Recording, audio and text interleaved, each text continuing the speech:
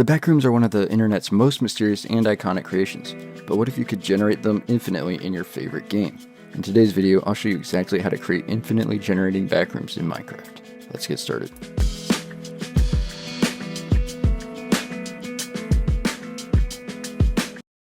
Alright, before we enter the commands, I just wanted to show you guys how this works real quick. So basically, once you start them, it will just infinitely generate from that point on, and then you should experience little to no lag at all. And yeah, these will just infinitely generate, and then I have multiple floors on mine. And yeah, you have like infinitely generating backrooms, just like that. Alright, so the first thing when you load into the world is you want to do /game rule, command blocks enabled, and then false. It basically makes it so command blocks will not activate, because otherwise they will activate while you're putting in the commands, and then that will not be good. Then you're also going to want to do /scoreboard objectives add randomizer dummy. This dummy part just basically activates it, but don't worry about this dummy part, you still add it at the end. But randomizer, it's just creating a score, which will help us with the randomization later, and then that's what you do. And for me it says it already exists, but for you it shouldn't if you don't already have something named that. And then the last thing you want to do is scoreboard players set, and then 1 randomizer 1, and then you're going to want to do the same thing for every other one. So then you're going to do 2 all the way up to 6, so 3 3, 4 4, 5 5, and then 6 6. And then all of them should be set to that, so that way when you test for random numbers and test that it equals it, it will have that number. And yeah, let's get into how to actually do this. Alright, so we're on the world right now, guys, and as you can tell, I have 6 structures. You guys can make as many as you want, but you just have to be able to adjust the commands according to how I did. And I made each of the structures 7 by 7, but you guys can make it whatever size you want. You just have to be willing to change the commands accordingly. And then just another random tip for when you guys are building these structures is just make sure that they have an entrance / exit to the other floor with like ladders or something, so that way when they're generating you can actually get to the other floors. That's assuming you do multiple floors. If not, then just ignore this. And then also make sure you guys put light blocks in most of them, so that way you can actually see where you're going. So you guys can either copy exactly what I have in terms of size of these structures. So there's 2 levels for me. You can make it as many as you want. It's actually easier if you stick with 7 by 7 and then just build up more levels. It's really easy to adjust the commands. You'll just adjust the coordinates for the Y, that's it. But you guys can choose how big you want it. But I did 7 by 7 and I believe 12 blocks tall. And you can drop any questions in the comments below and I'll try and help you. So anyway, I'm going to show you guys what each of these commands are, and just so you guys are aware, the world will be able to be downloaded, so you can download this world if you want, or you can just put this on your own world. Now, the easy way I'm going to tell you is to just import these commands. So let's say you did a 7 times 7 like I did. So let's say you made the 7 times 7 and you made it like 12 blocks tall like I did, and you made 6 of them. Now here's the easy part. I've left a link in the description for a behavior pack that you can download, and all you have to do is put these command blocks on top of your structure by using a structure block. So if you're not familiar with how that works, basically, so let's say you've downloaded the pack, you've built your structure. So let me just build another random structure real quick. But let's say you have your 7 times 7 structure, and it's about 12 blocks tall. We'll just say including the floor, but let's just say 11, but you build up to 11 so the commands can be on the 12th block. Then you're just going to take a structure block, put load, and then put IBCMDS for infinite backrooms commands, and just make sure you have the pack downloaded and on the world. And then once you do that, then you put the structure block wherever. And you got to keep in mind, sometimes we'll do this, you just got to make sure it lines up right on here, right on top of your roof. Then all you do is load, and it loads all the commands, and it will work perfectly if you have the exact same sized structures as me. And just put them on top of every single one, and then save all the structures like this, like I did. So let's say you've made a structure, you will then put down your structure block, and once you put down your structure block, you put the whole structure in it. And then for me, I put S1. So if you use the same commands I did, I would use S1 2, and then S2, S3, S4, S5, S6. So basically structure 1, structure 2, etc. for all 6 of them. So just name all yours the same if you use these same commands. Then just make sure you click save for each individual one, and then that's it. That's all you have to do if you copy the same commands as me. Now let's just say you guys want to see what these commands are because you want to make it a different size, or you don't know how to download behavior packs, or you just can't. Well, you're in luck. I'll show you guys every single command and kind of explain the process. So basically how this works is it picks from 6 different possible structures on each side. So 1, 2, 3, and 4. Each side is randomly chosen individually, so that way it's not like the same one on each side. It could be one of 6 on each of them. And this also has very little lag because I put a detection system in. Basically, this command right here tests if there's a structure right there by testing if there's a block right here. If there is a block, it won't activate it, but if there isn't a block, it will load a structure on this side. And that's the same for each side for this command block. Basically what we're doing is making sure we don't regenerate the one that was already generated, and we don't sit there infinitely generating them. This should hopefully cause little lag, and there's no entities or anything. And then when you're done with the whole process, you just fill the whole thing with air. And just to tell you guys, on top of every single structure will be the same command, so you don't need to worry about changing the commands for every single structure. It's only these. Alright, so let's say you wanted to copy these commands. All you gotta do is place, and I would make sure you place your command blocks in this exact same configuration with the same type of command blocks. So the first command is execute if block tilde tilde -1 tilde -1 air in if block tilde -1 tilde tilde air run set block redstone right here, which would activate this. Basically what this is doing is testing if there's a block right here. So basically what this is doing is executing at this position of the command block, but -1 in the Y and the X, so it's testing right here. So tilde -1, as you can see, my Z value goes down 1, and then my Y coordinate goes down 1 as well. And then it's also testing tilde -1 tilde tilde if there's a block right here or not, basically just preventing it from spamming a redstone block right here.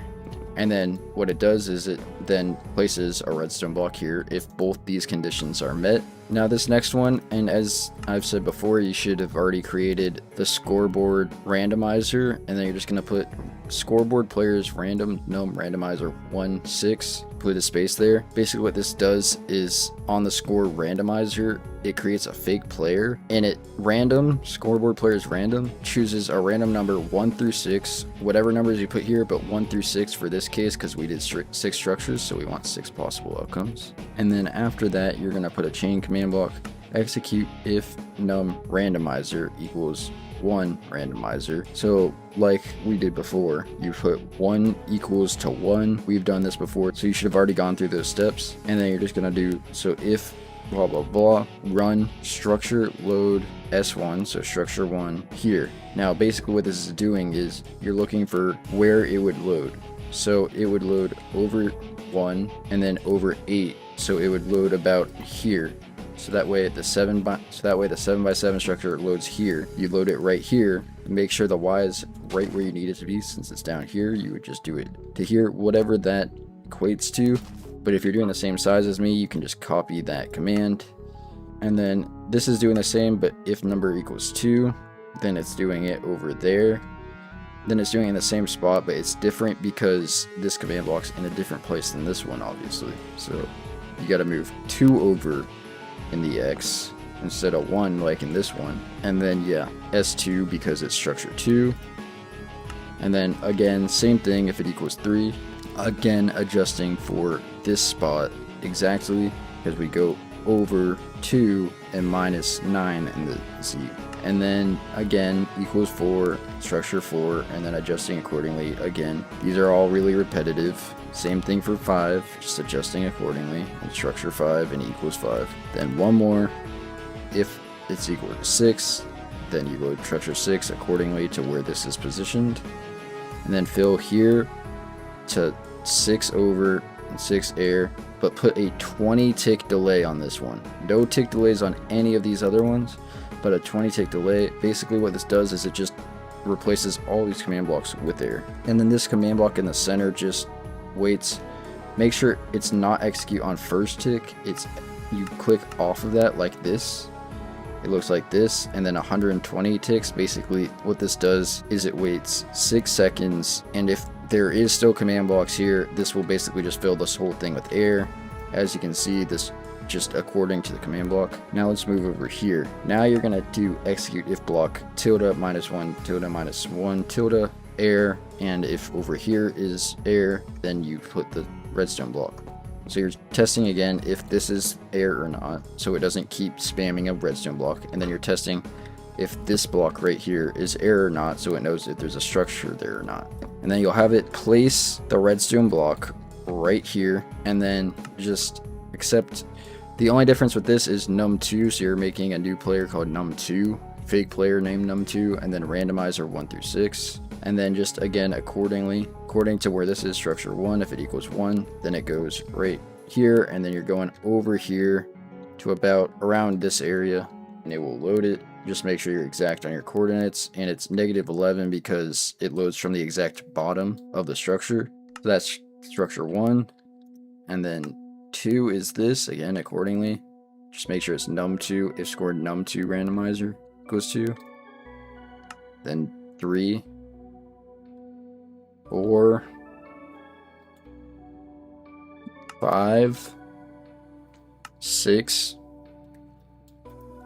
and then you fill it with air 20 ticks. And if you guys don't realize this, it's basically the same commands for each except just different coordinates. Same exact chain but different coordinates. Then again, you're doing execute if block air and if block air. So you're testing right there. If it's not a redstone block, you place it and it's air, then you'll place the redstone block, assuming that there's no block right here, no structure right there.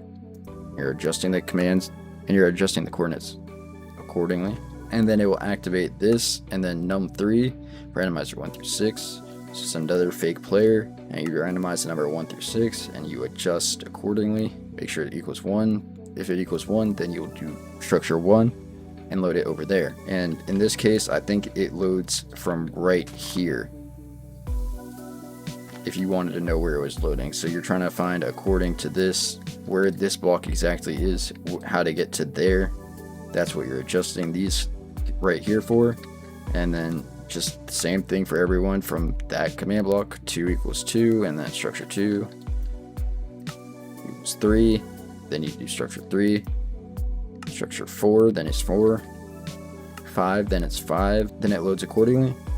6 equals 6, and it loads accordingly. And then you fill the whole thing with air, this whole thing with air after 20 ticks. So same thing here. And then final one, as we all know now, you're testing if this block right here is air or not, and if this block right here is air or not. Testing if it's a structure here or a redstone block here. It won't do it, but otherwise it will place a redstone block right here. So that's what that does.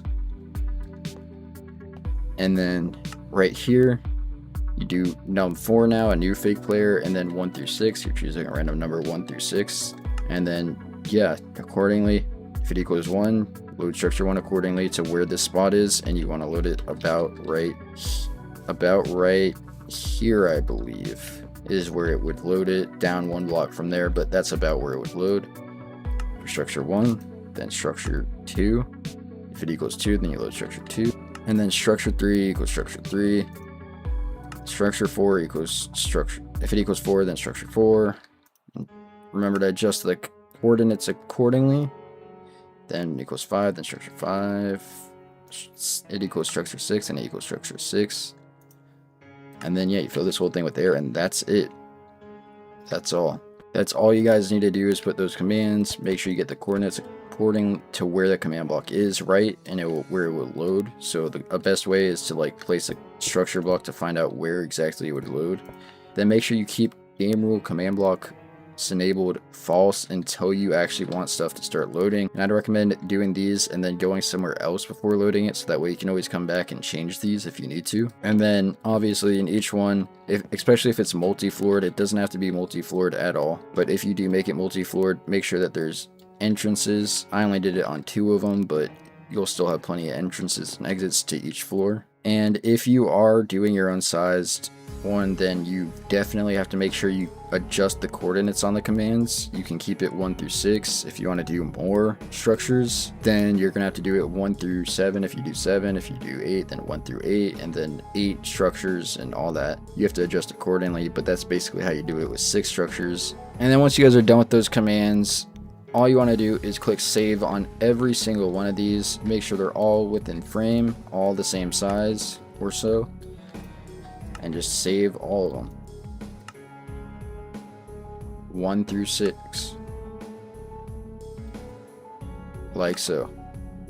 And then when you guys are done with everything, all you have to do is do /game rule command blocks enabled, and then true, and then it should start generating them all over everywhere. You can go on the other floors, whatever, as long as you have one structure, and then it will just do it infinitely. And you should not see beyond where these are loading, so you'll never like see the outside unless you disable it, obviously, but you will not. These will generate way beyond where you are, so you don't have to worry about that.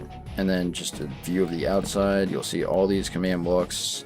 As you do it, they will all eventually remove. Sometimes they'll stay like this. It's just how it's gonna work, but for the most part they should all be removed. As you can see, it just keeps generating. Obviously when you're on top and you have a high render distance, it's just gonna show you, you're gonna see beyond it, but if you go inside it, you're never gonna be able to see beyond it.